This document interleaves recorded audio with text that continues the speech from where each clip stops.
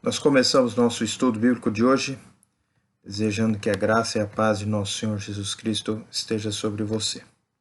Nós vamos falar hoje sobre o tema Por que Deus criou a humanidade? Por que Deus criou o homem? O que ele pretendia, o que ele deseja, o que ele busca ao fazer o homem? E a partir daí, da resposta que buscaremos nas Escrituras, na Bíblia Sagrada, nós vamos discutir um pouco sobre as implicações e as aplicações de reconhecer esta realidade ou esta motivação de Deus. Vamos lá. Por que Deus criou a humanidade? Meu esboço está aqui do lado, então de vez em quando eu venho inclinar minha cabeça aqui para dar uma olhadinha nele, minha cola. Por que Deus criou a humanidade? Para que ele, o homem, pudesse conhecer corretamente seu Criador. Está escrito, 1 João capítulo 5, versículo 20. Também sabemos que o Filho de Deus é vindo e nos tem dado entendimento para reconhecermos o verdadeiro. E estamos no verdadeiro, em seu Filho Jesus Cristo. Este é o verdadeiro Deus e a vida eterna. Também sabemos que o Filho de Deus é vindo e nos tem dado entendimento para reconhecermos o verdadeiro. O primeiro elemento da motivação de Deus para criar o homem é que ele, Deus, desejava ser conhecido. Ele queria que o homem o conhecesse. Está escrito também em Colossenses capítulo 3, versículo 10, de maneira um pouco diferente, mas igualmente interessante. Está escrito, vou ler a partir do versículo 9. Não mintais uns aos outros, uma vez que vos despiste do velho homem com seus feitos, e vos revestistes do novo homem que se refaz para o pleno conhecimento, segundo a imagem daquele que o criou. E vos revestistes do novo homem que se refaz para o pleno conhecimento, segundo a imagem daquele que o criou. Mais uma vez nós temos escrito que Deus desejava ser conhecido e, portanto, criou o homem. Ele não queria apenas conhecer a si mesmo, ele queria que outros o conhecessem. E esses outros somos nós. Ele criou o homem para conhecer a Deus. Esse é o primeiro propósito dele.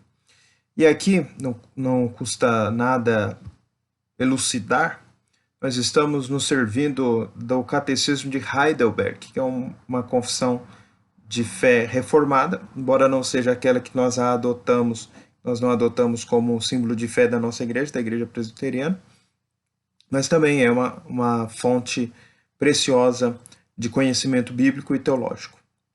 E muito útil para você e para mim, para nós todos, não apenas para sabermos coisas interessantes, mas também para avaliarmos, por meio daquilo que sabemos, nosso próprio comportamento, as nossas próprias expectativas, dentre outras tantas coisas que podemos saber.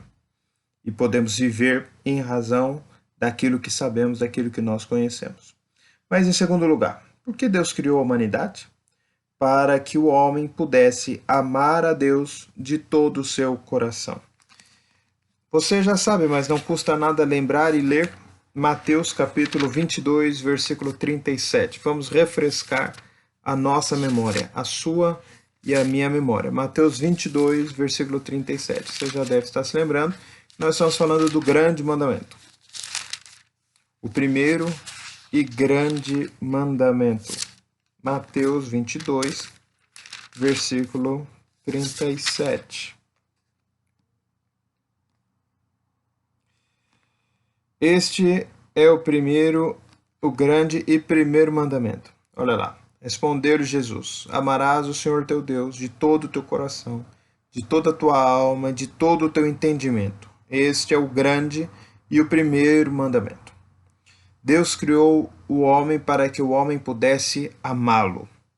E alguém poderá objetar, pensar, mas quem quer criar uma pessoa para ser amada por essa pessoa? Aí eu pergunto a você se na nossa experiência não há uma situação análoga à de Deus, semelhante à de Deus, a qual podemos comparar. Talvez a imagem da paternidade e da maternidade. Você, pai, você, mãe, tem um filho. Qual a sua expectativa em relação àquele filho? Qual o seu propósito, sobretudo quando seu filho é planejado? O que você queria quando concebeu aquela criança, aquele bebê que depois tornou-se uma criança e um adulto. Ou ainda não, mas é a sua expectativa. Você gostaria, você o criou, você o teve junto de si para que ele pudesse te amar, para que ele fosse indiferente a você ou para que ele te odiasse? É óbvio que a resposta é para que ele pudesse te amar. Nós queremos ter pessoas à nossa volta para que essas pessoas nos amem e para que nós possamos amar essas pessoas. Da mesma maneira, Deus, aliás, nós fazemos isso porque nós somos criados à imagem e semelhança de Deus. Nós também temos nossos filhos para que eles nos amem. Nós somos filhos de Deus para amar a Deus, para amar o nosso Pai. E nisso não há nenhuma razão estranha. Alguém pode pensar, seria um egoísmo da parte de Deus. Por que seria um egoísmo da parte de um pai querer e criar este filho para devotar a este mesmo pai o amor e o carinho que ele julga necessário ou julga apropriado? Então, nós temos esses dois itens. Para que o homem pudesse conhecer corretamente a Deus. Deus não quer que o homem viva indiferente à sua própria existência, a existência de Deus, a sua própria realidade. E ele não quer também que, uma vez sabendo, conhecendo a Deus, conhecendo o seu Criador, ele seja indiferente a esse Criador. Ele quer, entretanto, ser amado pelas suas criaturas. Terceiro lugar, por que Deus criou a humanidade? Para que o homem pudesse viver com Deus. Duas imagens, pelo menos, do ponto de vista bíblico, nos saltam aos olhos. A primeira é o do relato da própria criação. Eu aqui vou apenas citar um trecho e vou mencionar outro. Gênesis 2:16. Gênesis 2:16. E o Senhor Deus lhe deu esta ordem: de toda árvore do jardim comerás livremente. O fato de Deus ter dado uma ordem e de depois ele andar pelo jardim, como está escrito, versículo 8 do capítulo 3. Quando ouviram a voz do Senhor Deus que andava no jardim pela viração do dia, esconderam-se da presença do Senhor Deus, o homem e sua mulher, por entre as árvores do jardim. E chamou o Senhor Deus ao homem e lhe perguntou: onde estás? E ele respondeu: ouvi a tua voz no jardim, porque estava nu, tive medo e me escondi. Então veja só, Deus fala com o homem, Deus conversa com o homem, Deus emite som ao homem e Deus cria o homem com a capacidade de ouvi-lo e de reconhecê-lo. O que Deus pretende com isso? Deus pretende a convivência com o homem. Ele quer andar pelo jardim e ele quer estar com Adão, ele quer estar com Eva. Veja que esse propósito de Deus na criação não é perdido depois da queda. A realidade pode até ter sido perdida, mas o propósito, o desejo de Deus, não. O homem não vive mais com Deus como vivia no Jardim do Éden. Mas nem por isso Deus deixou de querer conviver com o homem. 2 Coríntios capítulo 6, versículo 16. 2 Coríntios capítulo 6, versículo 16. Que ligação há entre o santuário de Deus e os ídolos? Porque nós somos santuário de Deus, do Deus vivente, como ele próprio disse: habitarei e andarei entre eles. Serei o seu Deus, e eles serão o meu povo. Perceba que, no primeiro momento, Deus cria o homem para andar com ele e ouvir um a voz do outro. No segundo momento, ele diz que separa para si um povo para viver com esse povo. E em Apocalipse, capítulo 21, versículo 3, Apocalipse 21, versículo 3, você está aí com sua Bíblia, por favor, anote, ou então abra sua Bíblia no texto. Apocalipse 21, versículo 3. Então ouvi grande voz vinda do trono, dizendo: Eis o tabernáculo de Deus com os homens. Deus habitará com eles. Eles serão povos de Deus, e Deus mesmo estará com eles. Eis o tabernáculo de Deus com os homens. Deus habitará com eles. O propósito de Deus ao criar o homem é viver com o homem, é habitar com o homem, é estar na mesma casa ou no mesmo tabernáculo, é estar com o homem. Uma convivência. Deus não cria a humanidade para viver afastado dela. Deus cria a humanidade para viver com ela, no meio dela, junto a ela. Quarto lugar. Por que Deus criou a humanidade? Para que pudesse viver com Deus em eterna felicidade. Para que o homem pudesse viver com Deus em eterna felicidade. Não é simplesmente viver com Deus. É viver com um viver qualificado. É um viver onde o homem está em completa felicidade. Nós estamos aqui no capítulo 21 e vamos ler mais 2 versículos. Vi também a cidade, versículo 2. Vi também a cidade santa, a nova Jerusalém, que descia do céu, da parte de Deus, ataviada como noiva adornada para o seu esposo. E no versículo 9. Então veio um dos 7 anjos que tem as 7 taças cheias dos últimos 7 flagelos e falou comigo, dizendo: Vem, mostrar-te-ei a noiva, a esposa do Cordeiro. O 10. E me transportou em espírito até uma grande e elevada montanha, e me mostrou a santa cidade, Jerusalém, que descia do céu da parte de Deus, a qual tem a glória de Deus. O que nós temos aqui? A figura de um casamento. O anjo fala para João: Vem mostrar-te a noiva do Cordeiro, a igreja do Senhor. Nós encontramos em outras passagens que o encontro de Jesus com a igreja é um momento de festa, de felicidade. Não é um momento de tristeza, não é um momento de dor, não é um momento de angústia. É um momento de felicidade perfeita, felicidade plena. Na presença do Senhor há alegria. Quanto mais nos aproximamos de Deus, mais alegres nós ficamos. Por quê? Porque Ele é a nossa alegria. E é uma alegria que independe das circunstâncias da vida. Começa a haver no nosso coração contentamento. Você pode experimentar isso por meio da oração e da leitura da palavra.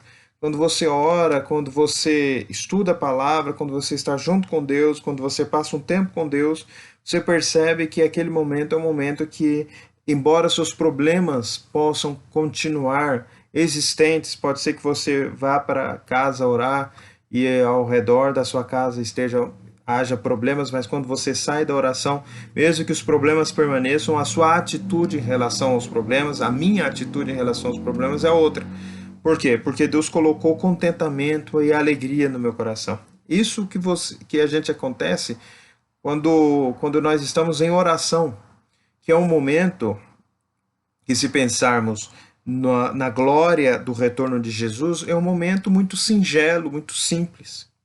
Agora imagina estar-se numa situação em que todos os seus problemas são resolvidos, todas as suas enfermidades são curadas, a morte é vencida, a perseguição, o poder de Satanás, o poder do pecado, as angústias da sua alma são todas deixadas para trás, e aquela alegria que a gente sente num pedacinho apenas quando estamos orando, ela vem em abundância sobre nós e permanece para sempre. Não um momento apenas que nós temos, mas durante toda a nossa vida, durante toda a nossa existência.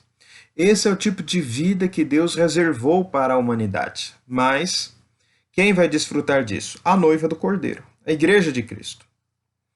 Basicamente a resposta seria: quem vai desfrutar disso? Quem quer desfrutar disso. Quem não quer desfrutar disso não vai desfrutar. Aquele que não quer relacionar-se com Deus, ele não vai se relacionar com Deus e não vai obter a alegria abundante que o Senhor tem a oferecer, pela própria vontade.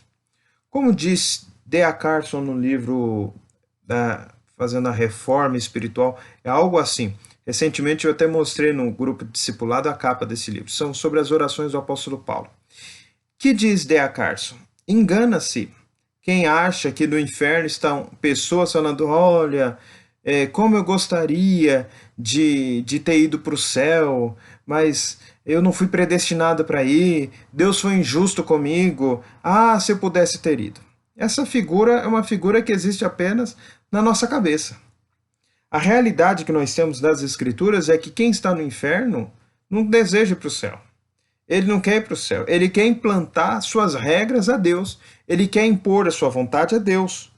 Ele quer o céu do jeito dele. Ele quer o céu dele e não o céu de Deus. E não a vida que Deus tem a oferecer. Mas nós que queremos estar com Cristo, que queremos viver com Cristo, nós queremos viver a vida do jeito dele e não meramente da nossa maneira, até que a nossa maneira se transforme a ser do jeito dele, como o apóstolo Paulo mencionou em Colossenses capítulo 3, que nós lemos agora há pouco, de Colossenses 3,10, que nós devemos nos despojar, tirar esta natureza e colocar a natureza de Cristo, ou seja, passar a desejar aquilo que ele deseja, querer viver a vida que ele nos oferece para viver. Viver uma vida de contentamento, viver uma vida de alegria, viver uma vida de entrega, viver uma vida de renúncia, viver uma vida de satisfação pela pessoa de Cristo, por quem Deus é. Mas em quinto lugar, por que Deus criou a humanidade? Para que o homem pudesse glorificar a Deus.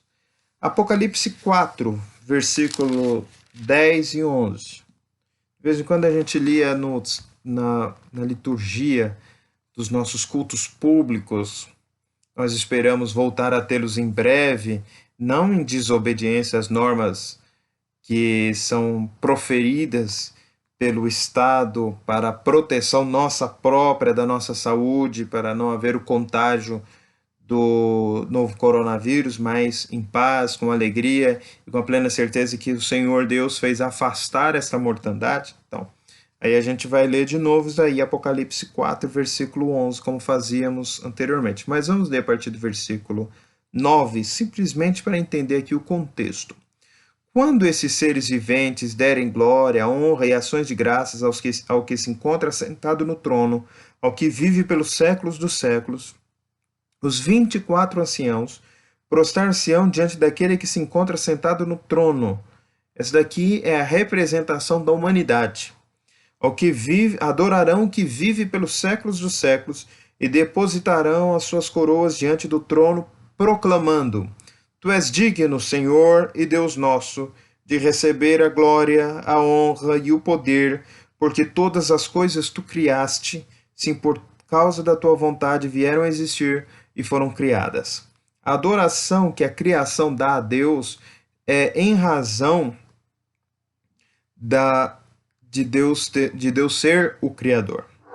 Senhor e Deus nosso, tu és digno, porque todas as coisas tu criaste. Ele é o Criador. A criação adora o Senhor. É a relação da criatura com o seu Criador.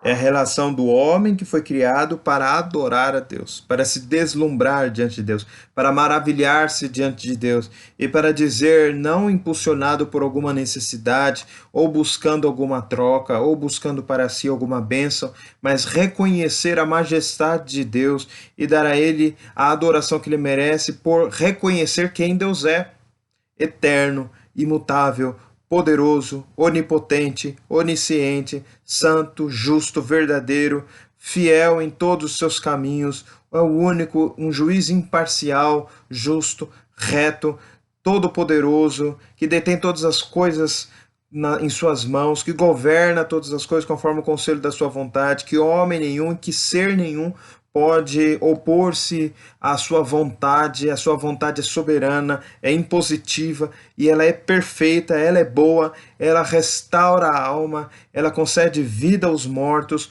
A vontade de Deus é para fazer o bem, não para fazer o mal.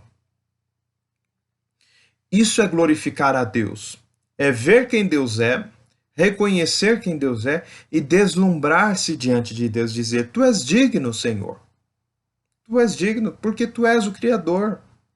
Por direito de criação, a criatura deve te adorar. Mas em sexto e último lugar, por que Deus criou a humanidade? para que ele, a humanidade, o homem, pudesse louvar a Deus. Perceba a diferença. A adoração é um certo deslumbramento por quem Deus é. E o louvor é um reconhecimento por aquilo que ele fez. Embora sejam conceitos muito próximos, por isso eu uso aqui a expressão que a adoração é um deslumbrar-se e o louvor é um agradecimento. Salmo 150. Aleluia, louvai a Deus. Veja aqui a expressão louvor e não adoração. Louvai o Senhor no seu firmamento, obra do seu poder. Louvai-o pelos seus poderosos feitos. Louvai-o consoante a sua muita grandeza. Louvar ou agradecer pelos seus poderosos feitos. O Salmo 107, versículos 1 e 2, também está escrito: rendei graças, aqui é agradecer ao Senhor, porque Ele é bom e a sua misericórdia dura para sempre. Digam-no os remidos do Senhor, os que Ele resgatou da mão do inimigo. Ou seja, é algo que a pessoa que foi resgatada e abençoada tem a agradecer. Ele agradece porque ele foi abençoado por Deus. É a gratidão. Se, num primeiro momento, a adoração é uma ação de deslumbramento por aquilo que Deus é, o louvor é uma espécie de gratidão por aquilo que Deus faz em nosso favor. Agora permita-me, nesses últimos minutos, trazer aqui algumas reflexões para aplicar esta mensagem. A primeira delas é que a igreja pertence a Deus, mas Deus não pertence à igreja. Este foi um erro no qual incorreram os israelitas no Antigo Testamento. Veja que Jonas é a figura emblemática desta realidade. Jonas entendia que Israel pertencia a Deus e Deus pertencia a Israel. Mas nós encontramos nos profetas menores, nos profetas maiores, diversas profecias nas quais Deus revela o seu amor e o seu desejo de ser adorado pelos filisteus, pelos moabitas, pelos amonitas. Por quê? Porque se Israel pertence a Deus, se a igreja pertence a Deus, Deus não pertence a Israel. O que eu quero dizer com isso? Que todo homem tem a função que nós estamos apresentando, não é apenas os crentes. Todo homem precisa adorar a Deus, todo homem precisa conhecer a Deus, todo homem precisa louvar a Deus, todo homem ele deve viver com Deus, porque ele tem essas características não por ser crente, mas por ser homem, por ser criatura de Deus. Então, esta visão sobre quem é o homem, esta antropologia bíblica, ela não se destina a saber quem é um homem crente, mas quem é todo homem. E a partir do momento que o homem, tendo este dever de conhecer a Deus, de viver com Deus, de andar com Deus, de amar a Deus, de glorificar a Deus, de louvar a Deus, e ele deixa de fazê-lo, ele se rebela contra Deus. Não há uma situação de imparcialidade religiosa, mas realmente de uma antropologia bíblica, ou seja, algo muito mais sério, no qual o homem que, se não quiser conhecer a Deus, ele vai criar outros deuses que ele conhece. Se um homem que não quer viver com Deus, ele vai criar deuses com quem ele queira viver, e no final das contas, primeiro ele cria esses deuses, e depois esses deuses devolvem um favor, embora sejam falsos deuses, mas eles sujeitam os homens que os criaram. Não pessoalmente, por óbvio, mas emocionalmente, filosoficamente, psicologicamente e em todos os diversos sentidos. Primeiro nós criamos o Deus Mamon, o dinheiro. Depois o Mamon nos domina e nos constrange. Isso serve para qualquer divindade, falsa divindade. Segundo lugar, muitos dos problemas humanos decorrem da falta de entender o nosso propósito, a razão da existência de existirmos, a razão de sermos humanos, a razão de sermos homens. E porque nós criamos expectativas irreais de Deus e de nós mesmos, nós criamos para nós mesmos responsabilidades que não são nossas e, por vezes, nós deixamos de cumprir responsabilidades que são nossas E também vamos criando expectativas irreais a respeito dos nossos relacionamentos, a respeito da nossa própria vida, a respeito do mundo que nos cerca e a respeito de Deus. E aí nós começamos a criar falta de perdão, porque nós nos tornamos deuses para nós mesmos. Nós desistimos de conhecer a Deus porque nós achamos que Deus não é para ser conhecido nem desvendado, mas é para ficar simplesmente oculto ao nosso olho. E isso é um perigo que nós, reformados, podemos incorrer, porque nós sabemos que Deus não pode ser plenamente, totalmente conhecido em toda a sua dimensão. Mas nem por isso nós não devemos buscar conhecer a Deus aquilo que ele se revela a nós. E no que ele se revela a nós, nós devemos buscar conhecer. Amar a Deus significa também, num outro sentido, torná-lo objeto da nossa afeição. Não nutrir simplesmente bons sentimentos, mas, mais que isso, desejá-lo, buscá-lo, ir até ele. E uma outra aplicação é a seguinte: a ciência sabe muito sobre o homem, mas não sabem tudo. Classificar o homem como um animal, como outro qualquer, e dizer que ele está sujeito aos mesmos impulsos e, por isso, também pode ser adestrado, pode ser acostumado a fazer determinadas coisas, simplesmente criando hábitos, é um erro muito grande. O homem não é um animal que pode ser adestrado. O homem não é um animal que segue simplesmente os impulsos. O homem é um ser espiritual. O homem é um ser questionador. O homem é, antes de tudo, um ser religioso, um ser que adora. Negar isso ao homem e dizer que simplesmente ele é alguém que deve se desacostumar e acostumar com algo simplesmente pelo poder do hábito ou pelo poder de repetições é desconhecer a natureza humana. A natureza humana precisa ser conhecida em relação ao seu Criador.